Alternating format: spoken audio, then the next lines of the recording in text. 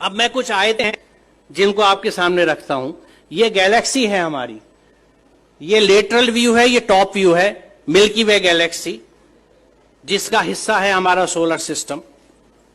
ये उसका स्केच है, एग्जैक्ट पिक्चर नहीं है।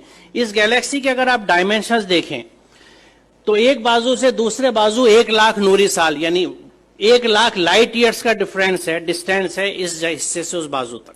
लाइट ईयर क्या है? रोशनी 1 सेकंड में तकरीबन 1,86,000 मील या 3,00,000 किलोमीटर चलती है 1 सेकंड में।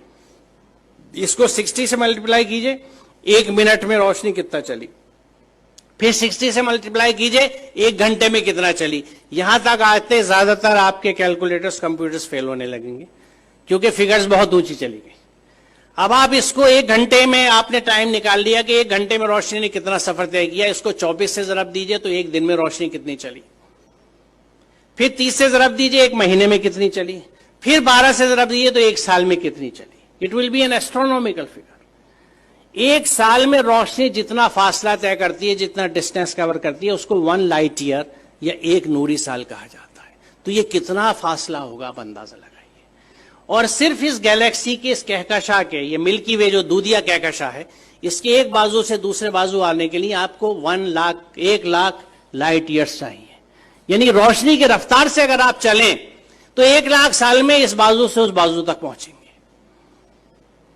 यहां अजमत का एहसास होता है अल्लाह ताला की। और ये मिल्की वे जो एक गैलेक्सी है, ये ऐसी एक गैलेक्सी नहीं है बल्कि there are millions and millions of these galaxies पूरी कायनात में। और इन गैलेक्सीज में है क्या साहब? सितारे जिनकी डिफरेंट लाइफ साइकिल्स हैं, अगर आप स्टार्स की पढ़ें, या प्लैनेट्स जो उनके चारों तरफ घूम रहे हैं।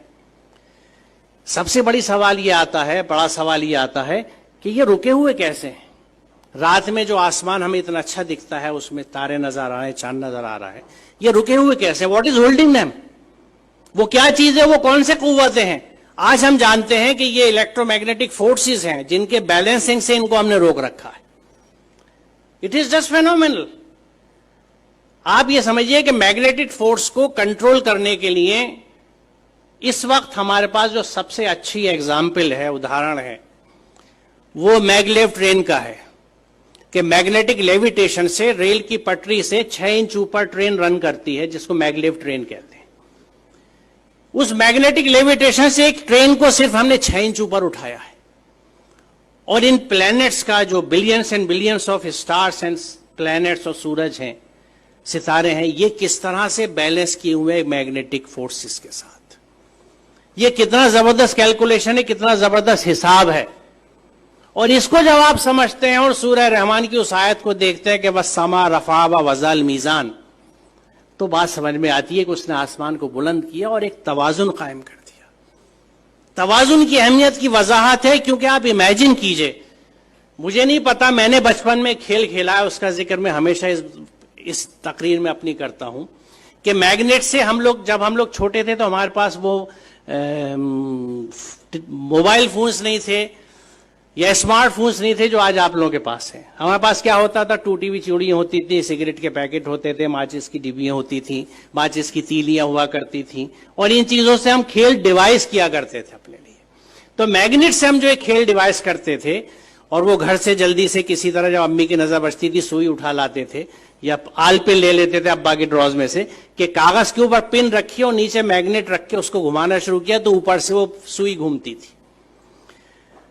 अब इस सुई को अगर आप बीच में रख के दोनों साइड मैग्नेट रख लें तो जिधर मैग्नेट का फोर्स ज्यादा होगा सुई उधर भागेगी। एक स्टेज ऐसी आएगी कि सुई बीच में कांपती सी रहेगी, ना इधर जा सकती है ना उधर, क्योंकि यहां पे दोनों फोर्सेज एक दूसरे को न्यूट्रलाइज कर रहे हैं। इधर की मैग्नेटिक की ताकत, इधर की मैग्नेटिक की ताकत एक दूसरे को न्यूट्रलाइज कर रही है, नलीफाई कर रही है। वो सुई बीच में ट्रैप्ड है। अब आप इसे इमेजिन कीजिए कि अगर आप ऐसे ही 2 मैग्नेट ऊपर नीचे रख लें और उस कागज को निकाल दें तो 4 मैग्नेट के बीच में हैंग कर जाएगी नीडल।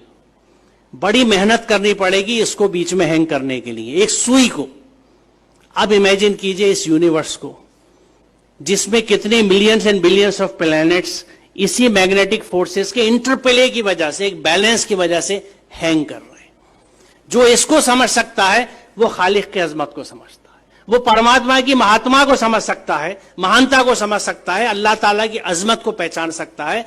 और उस वक्त वो कन्विंस होता है कि जब इस पूरी कायनात में अल्लाह के कानून चलते हैं तो मैं उसके कानून को किस तरह से एक जुजदान में लपेट के बिना समझे ऊपर रख सकता हूं और उसको फॉलो नहीं करता।